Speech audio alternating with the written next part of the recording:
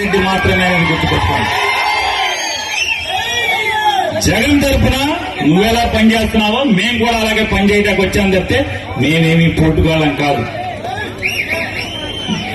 ఇవాళ జగన్ దగ్గర అధికారం లేకపోవచ్చు, ఇవాళ జనాలకి మోసపు మాటలు చెప్పరు, లేదా కొంతమంది చెప్తున్నట్టుగా ఈవీఎంల మిషన్లు మోడీ గారు మీరందరూ కలిసి మాయ చేసి చేశారో మాకు తెలియదు. కానీ ఏదో రకంగా జగన్ దగ్గర అధికారం లేకపోవచ్చావు కానీ జనం బలం మాత్రం జగన్మోహన్ రెడ్డికి ఉందనేది